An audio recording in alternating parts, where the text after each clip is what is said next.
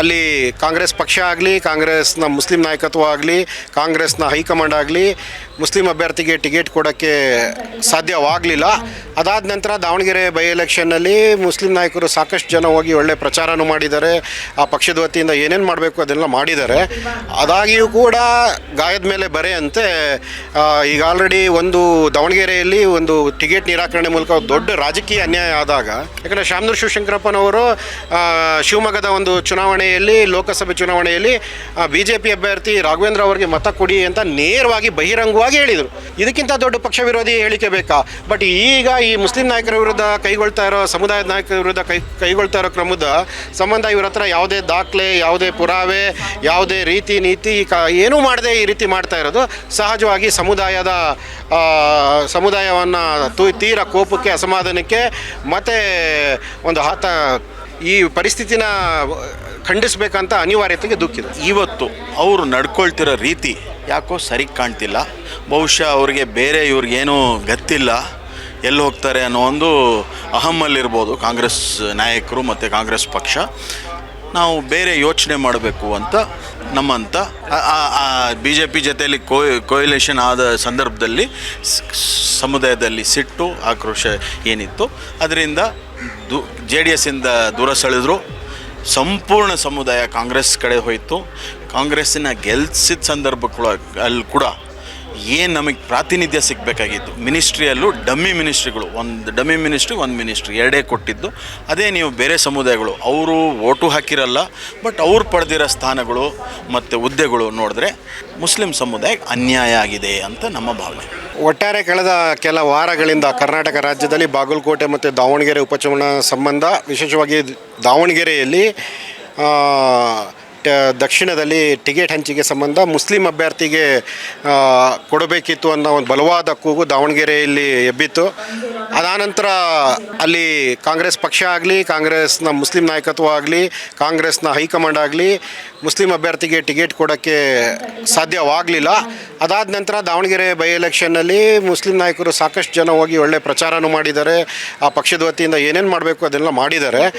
ಅದಾಗಿಯೂ ಕೂಡ ಗಾಯದ ಮೇಲೆ ಬರೆ ಅಂತೆ ಈಗ ಆಲ್ರೆಡಿ ಒಂದು ದಾವಣಗೆರೆಯಲ್ಲಿ ಒಂದು ಟಿಕೆಟ್ ನಿರಾಕರಣೆ ಮೂಲಕ ದೊಡ್ಡ ರಾಜಕೀಯ ಅನ್ಯಾಯ ಆದಾಗ ಆ ಸಮುದಾಯಕ್ಕೆ ಮತ್ತು ಅದೇ ಸಮುದಾಯದ ನಾಯಕತ್ವದ ವಿರುದ್ಧ ಶಿಸ್ತಿನ ಕ್ರಮ ಎಂಬ ಹೆಸರಲ್ಲಿ ಕ್ರಮ ಕೈಗೊಳ್ಳೋದ್ರ ಬಗ್ಗೆ ಸಮುದಾಯದಲ್ಲಿ ದೊಡ್ಡ ಆಕ್ರೋಶ, ಅಸಮಾಧಾನ, ಕೋಪ ಮೂಡಿರೋದು ಸಹಜ.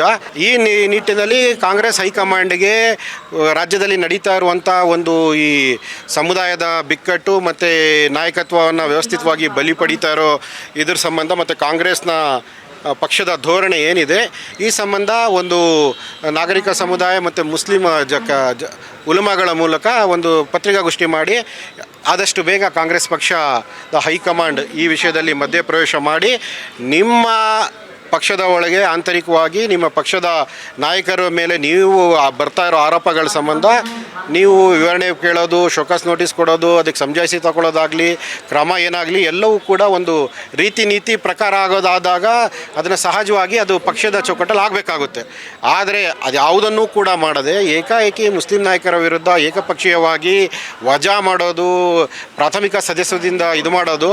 ಯಾಕಂದರೆ ಕಾಂಗ್ರೆಸ್ ಪಕ್ಷಕ್ಕೆ ಎಷ್ಟು ದೊಡ್ಡ ದೀರ್ಘ ಇತಿಹಾಸ ಇದೆ. ಕಾಂಗ್ರೆಸ್ ಪಕ್ಷದಲ್ಲೂ ಕೂಡ ಪಕ್ಷ ವಿರೋಧಿ ಚಟುವಟಿಕೆಗಳ ಮಾಡಿರೋರ ಇತಿಹಾಸ ತುಂಬ ದೊಡ್ಡದಾಗಿದೆ. ಆ ಬಲಾಢ್ಯ ಸಮುದಾಯಗಳು ಮತ್ತು ದೊಡ್ಡ ನಾಯಕರು ಮಾಡಿದಾಗ ಅದ್ರ ವಿರುದ್ಧ ಏನೂ ಮಾಡದೆ, ಮುಸ್ಲಿಂ ನಾಯಕರು ಬಹಿರಂಗ ಮಾಡಿದಾಗಲೂ ಅದ್ರ ವಿರುದ್ಧ ಏನೂ ಮಾಡದೆ, ಯಾಕಂದರೆ ಶಾಮನೂರು ಶಿವಶಂಕರಪ್ಪನವರು ಶಿವಮೊಗ್ಗದ ಒಂದು ಚುನಾವಣೆಯಲ್ಲಿ, ಲೋಕಸಭೆ ಚುನಾವಣೆಯಲ್ಲಿ BJP ಅಭ್ಯರ್ಥಿ ರಾಘವೇಂದ್ರ ಅವರಿಗೆ ಮತ ಕೊಡಿ ಅಂತ ನೇರವಾಗಿ ಬಹಿರಂಗವಾಗಿ ಹೇಳಿದರು. ಇದಕ್ಕಿಂತ ದೊಡ್ಡ ಪಕ್ಷ ವಿರೋಧಿ ಹೇಳಿಕೆ ಬೇಕಾ? ಬಟ್ ಈಗ ಈ ಮುಸ್ಲಿಂ ನಾಯಕರ ವಿರುದ್ಧ ಕೈಗೊಳ್ತಾ ಇರೋ, ಸಮುದಾಯದ ನಾಯಕರ ವಿರುದ್ಧ ಕೈಗೊಳ್ತಾ ಇರೋ ಕ್ರಮದ ಸಂಬಂಧ ಇವ್ರ ಹತ್ರ ಯಾವುದೇ ದಾಖಲೆ, ಯಾವುದೇ ಪುರಾವೆ, ಯಾವುದೇ ರೀತಿ ನೀತಿ ಏನೂ ಮಾಡದೆ ಈ ರೀತಿ ಮಾಡ್ತಾ ಇರೋದು ಸಹಜವಾಗಿ ಸಮುದಾಯವನ್ನು ತೀರ ಕೋಪಕ್ಕೆ, ಅಸಮಾಧಾನಕ್ಕೆ ಮತ್ತು ಒಂದು ಈ ಪರಿಸ್ಥಿತಿನ ಖಂಡಿಸಬೇಕಂತ ಅನಿವಾರ್ಯತೆಗೆ ದುಃಖಿದೆ. ನೋಡಿ, ಅವ್ರ ಧೋರಣೆ ಸದ್ಯಕ್ಕೆ ಹಾಗೆ ಇದೆ. ಏನು ಮುಸ್ಲಿಂ ಮತದಾರರನ್ನು ಯಾರು ಕೇಳೋರಿಲ್ಲ, ಮುಸ್ಲಿಂ ನಾಯಕರನ್ನು ಯಾರು ಕೇಳೋರಿಲ್ಲ ಅಂತ. ನೋಡಿ, ಡೆಮೋಕ್ರಸಿ ಇದೆ. ಡೆಮೋಕ್ರಸಿಲಿ ಒಂದು ಕುಟುಂಬದ ಮೂರನೇ ವ್ಯಕ್ತಿಗೆ ಟಿಕೆಟ್ ಕೊಡೋಕ್ಕೆ ಹಠ ಹಿಡಿದು ಅದನ್ನು ಸಕಾರಗೊಳಿಸೋ ನಿಟ್ಟಲ್ಲಿ ಇನ್ನೊಂದು ಇಡೀ ಸಮಸ್ತ, ಯಾಕಂದರೆ ಅಲ್ಲಿ ಒಂದು ಕುಟುಂಬದ ಪ್ರತಿಷ್ಠೆ ಇದೆ, ಇನ್ನೊಂದು ಕಡೆ ಇಡೀ ಸಮುದಾಯದಕ್ಕೆ ಒಂದು ಪಕ್ಷಕ್ಕೆ ನಿಷ್ಠೆ ಇದೆ. ಆ ಪ್ರತಿಷ್ಠೆ ಮತ್ತು ಈ ನಿಷ್ಠೆ ನಡುವೆ ಏನು ಈಗ ಕಾಂಗ್ರೆಸ್ ಪಕ್ಷ ಏನು ಮೂಕ ಪ್ರೇಕ್ಷಕನಾಗಿ ನೋಡೋ ಕೆಲಸ ಮಾಡಿದ್ರೆ ಮುಂದಿನ ದಿನಗಳಲ್ಲಿ ಇದರ ಪರಿಣಾಮ ಖಂಡಿತ ಕಾಂಗ್ರೆಸ್ ಪಕ್ಷಕ್ಕೆ ತಟ್ಟುತ್ತೆ, ಕಾಲ ನಿರ್ಧರಿಸುತ್ತೆ. ಖಂಡಿತ ಹೋರಾಟ ಅಂತೂ ಮಾಡ್ತೀವಿ. ಕರ್ನಾಟಕದಲ್ಲಿ ಉಪಚುನಾವಣೆ ನಂತರ ಬೆಳವಣಿಗೆಗಳು ಏನು ನಡೀತಿದ್ದಾವೆ ಅದು ಕುರಿತು ಪ್ರೆಸ್ ಮೀಟ್ ನಡೀತು. ಉಲಮಾಗಳು, ಮುಸ್ಲಿಂ ಧಾರ್ಮಿಕ ಗುರುಗಳು ಇವತ್ತಿನ ಪ್ರೆಸ್ ಮೀಟ್ ನಡೆಸ್ಕೊಟ್ರು. ಪ್ರಮುಖವಾಗಿ ಪ್ರಮುಖವಾಗಿ ನಿಮಗೆಲ್ಲ ತಿಳಿದಂತೆ ದಾವಣಗೆರೆ ಸೀಟ್ ಏನು ಮುಸ್ಲಿಂ ಸಮುದಾಯ ಬಯಸಿತ್ತು ಮತ್ತು ನಂತರ ನಡೆದ ಬೆಳವಣಿಗೆಗಳು. ಓಕೆ, ಆಮೇಲೆ ಇದಕ್ಕೆ ಒಂದು ಪ್ರೆಸ್ KPCC ಪ್ರೆಸ್ ಆಫೀಸಲ್ಲಿ ಒಂದು ಪ್ರೆಸ್ ಮೀಟ್ ನಡೆಯುತ್ತೆ. ಮತ್ತು ಅಬ್ದುಲ್ ಜಬ್ಬಾರನ್ನು ರಾಜೀನಾಮೆ ತೊಗೊಳ್ತಾರೆ. ಅದ ನಂತರ ನಸೀರ್ ಅಹಮದ್ ಅವ್ರಿಗೂ ಅವ್ರ ಹುದ್ದೆಯಿಂದ ವಜಾ ಮಾಡ್ತಾರೆ. ಸೊ ಇದು ಒಂದು ಸರಿಯಾಗಿ ಕಾಣದೇ ಇರೋ ಬೆಳವಣಿಗೆಗಳು. ಸೊ ಅದಕ್ಕಾಗಿ ಈ ಪ್ರೆಸ್ ಮೀಟ್ ನಡೆದಿದೆ. ಉಲ್ಮಾದು ನಿಲುವು ಮತ್ತು ಸಾಮಾನ್ಯ ಜನರ ನಿಲುವು ಕೂಡ ಅದೇ ಇದೆ. ನನ್ನ ನಿಲುವು, ವೈಯಕ್ತಿಕ ನಿಲುವು, ಈ ಇಡೀ ಏನು ನಡೀತಿದೆ ಅದರಲ್ಲಿ ಏನಿದೆ ಅಂದರೆ ಬಹುಶಃ ಕಾಂಗ್ರೆಸ್ ಪಕ್ಷಕ್ಕೆ ಇಡೀ ಮುಸ್ಲಿಂ ಸಮುದಾಯ 95% ವೋಟ್ ಮತ ಚಲಾಯಿಸಿ ಅವರನ್ನು ಈ ಸ್ಥಾನಕ್ಕೆ 136 140 ಸ್ಥಾನ ಪಡೆದಿದ್ದಾರೆ. ಅದಕ್ಕೆ ಅವರು ಪಾತ್ರ ಇದೆ. ಮತ್ತು ಇವತ್ತು ಅವರು ನಡ್ಕೊಳ್ತಿರೋ ರೀತಿ ಯಾಕೋ ಸರಿ ಕಾಣ್ತಿಲ್ಲ. ಬಹುಶಃ ಅವ್ರಿಗೆ ಇವ್ರಿಗೇನೂ ಗೊತ್ತಿಲ್ಲ, ಎಲ್ಲಿ ಹೋಗ್ತಾರೆ ಅನ್ನೋ ಒಂದು ಅಹಮ್ಮಲ್ಲಿರ್ಬೋದು ಕಾಂಗ್ರೆಸ್ ನಾಯಕರು ಮತ್ತು ಕಾಂಗ್ರೆಸ್ ಪಕ್ಷ. ನಾವು ಬೇರೆ ಯೋಚನೆ ಮಾಡಬೇಕು ಅಂತ ನಮ್ಮಂಥ ಸಾಮಾಜಿಕ ಕಾರ್ಯಕರ್ತರ ನಿಲುವು. ಈಗ ನಮ್ಮ ರಕ್ತದಲ್ಲೇ ಕಾಂಗ್ರೆಸ್ಸು ಮತ್ತು ಕಾಂಗ್ರೆಸ್ಸನ್ನು ತಲೆ ಮೇಲೆ ತಗೊಂಡು ಓಡಾಡ್ತಿರೋ ಇಡೀ ಸಮುದಾಯ. ಮತ್ತು ಆ ಸಂದರ್ಭದಲ್ಲೂ ಕೆಲವರು ನಮ್ಮಂಥವ್ರು ಹೇಳಿದ್ವಿ, ಓಕೆ, ಬೇರೆ ಒಂದು ಆಪ್ಷನ್ನು ಇರಬೇಕು ಅಂತ. ಎಲ್ಲ ಮೊಟ್ಟೆಗಳು ಒಂದೇ ಇದರಲ್ಲಿ ಹಾಕಿದ ತಪ್ಪು ಅನ್ನೋ ಇದು ಅರಿವು ನಮಗೆ ಈಗ ಆಗ್ತಿದೆ. ಸೊ ಅದು ಬಹುಶಃ ಕಾಂಗ್ರೆಸ್ಸು ಅದೇ ಇದರಲ್ಲಿ ಇವ್ರಿಗೇನು ಬೇರೆ ಗೊತ್ತಿಲ್ಲ ಅನ್ನೋ ಒಂದು ಇದರಲ್ಲಿ ಅವ್ರ ವರ್ತನೆ ನಡೀತಿದೆ ಅಂತ ನಮ್ಮ ಭಾವನೆ.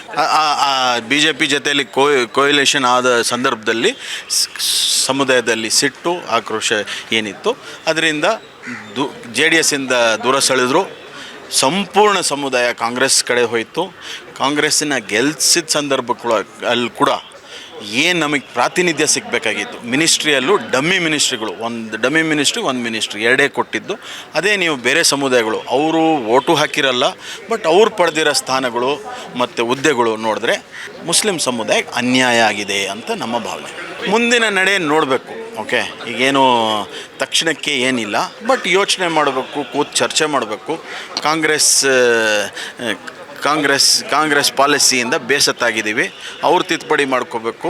ಪ್ಲಸ್ ನಾವು ಏನು ಮುಂದಕ್ಕೆ ಮಾಡಬೇಕು ಅಂತ ನಿರ್ಣಯ ಮಾಡ್ತೀವಿ. ಮುಂದಿನ ಚುನಾವಣೆಗಳು GB ಎಲೆಕ್ಷನು ಬರ್ಬೋದು, ಮುಂದೆ ಚುನಾವಣೆ ಬರುತ್ತೆ. ಆ ಸಂದರ್ಭದಲ್ಲಿ ನೋಡೋಣ ಏನಾಗುತ್ತೆ ಅಂತ. रिजल्ट का इंतज़ार करते, जैसे अभी मुफ्ती साहब ने कहा कि ये जो तरीक़ा होता है शोकास नोटिस देने का, फिर उनको सफाई देने का मौका दिया जाना चाहिए. फिर उसके बाद if they found he is guilty, then the Congress High Command has the every right to do any action. Do you think it was done without any plan? Yes, definitely. Sir, Davangere की अगर हम बात करें तो सबसे ज़्यादा vote वहाँ Muslims के लगभग 86,000 है. 86,000 वोट है. तो वैसे में अगर कांग्रेस बिना रिजल्ट आने के पहले कार्रवाई कर रही है, इसका मतलब है कि उनको वहाँ पर लॉस हुआ है. क्या आपको उम्मीद है कि मुसलमानों ने वहाँ वोट नहीं किया? वो जानती है, वो कांग्रेस वाले जानते हैं, उनके जो इलेक्शन के जो डेटा एनालिस्ट हैं वो जानते हैं कि क्या परसेंटेज हुआ है, कितना हुआ है. जो बात कर रहे हैं सर, उनके ऊपर एलिगेशन ये है कांग्रेस की अपोजिशन पार्टी है जो माइनॉरिटीज़ की तोड़ने की कोशिश कर रही है, SDPI जैसे, उनको उन्होंने बढ़ावा दिया. कांग्रेस के नेता होने के नाते सर, कांग्रेस के नेता होने के नाते भी उन्होंने he supported SDPI independent candidates. That's the reason we have taken the action. The Congress says like that, but without any data they says. Muslim leaders who are the observers, Mr. Salim Ahmed and Rizwan Arshad, they have given the report. Without any evidence है They ना. have given the report to the Congress command, sir. Let them come and give it to us. We will see. The Muslim High Command is here. We have our ulama. The statewide we have worked for the party. Let them come and tell. They did not approach us. They did not say anything to us. Simply they went there and they all. Siddaramaiah से हम लोग 3 मरतबा मिले. इस मरतबा सिद्धरामैया से we have met him thrice in these 2 months. And the last day of Ramadan also, before the 23rd was the last day to file the nomination. 20th also we met Siddaramaiah ji, we met Kharge, we met Surjewala. Surjewala has given us assurance that I will ask the person to take back the nomination. I will see that Muslim we fielded there from Davangere South. 23 का election जो है वो पूरा model है पूरे India के लिए, यानी एक रोल मॉडल की तरह था 23 का कर्नाटक का इलेक्शन। अगर ऐसा होगा तो फिर भाई मामला उल्टा हो जाएगा, इसलिए हम रिक्वेस्ट करते हैं कांग्रेस से, कांग्रेस हाई कमान से, क्या ऐसा नाइंसाफ़ी नहीं होना चाहिए। अगर इंसाफ होगा तो फिर आइंदा आने वाला इलेक्शन पूरे इंडिया के लिए रोल मॉडल बन सकता है, वरना हाथ से चीज़ निकल जाएगी। ये रिक्वेस्ट है हमारी तरफ से। रोल मॉडल क्या होगा सर? आप ये कह रहे हैं कि कांग्रेस की हालत खराब स्टेट में भी होगी? नहीं तो आप तो हो गई। सुना रहे हैं। ನಮ್ಮ ಕಾರ್ಯಕ್ರಮಗಳನ್ನ ನೀವು ನೋಡ್ತಾ ಇದ್ರೆ ನಮ್ಮ ಚಾನೆಲ್ ಅನ್ನ ಸಬ್ಸ್ಕ್ರೈಬ್ ಮಾಡಿ ಪಕ್ಕದ ಬೆಲ್ ಐಕಾನ್ ಒತ್ತಿ ನಮ್ಮನ್ನ ಬೆಂಬಲಿಸಿ. ಹಾಗೆ ನಮ್ಮ ಕಾರ್ಯಕ್ರಮಗಳನ್ನ ಲೈಕ್ ಮಾಡಿ, ಕಮೆಂಟ್ ಮಾಡಿ, ಅದನ್ನ ಬೇರೆಯವರಿಗೂ ವಾಟ್ಸ್ಆಪ್ ಮೂಲಕ ಶೇರ್ ಮಾಡಿ. ನೀವು ಹೀಗೆ ಮಾಡಿದಾಗ ನಮ್ಮ ಚಾನೆಲ್ ಇನ್ನಷ್ಟು ಮತ್ತಷ್ಟು ಜನರಿಗೆ ತಲುಪಲು ನೀವು ನಮ್ಮೊಂದಿಗೆ ಸಹಕರಿಸಿದ ಹಾಗಾಗುತ್ತೆ. ಇದು ನೀವು ಯಾವುದೇ ಖರ್ಚಿಲ್ಲದೆ ಕೆಲವೇ ಸೆಕೆಂಡುಗಳಲ್ಲಿ ನೀಡಬಹುದಾದ ಸಹಕಾರ. ಧನ್ಯವಾದಗಳು.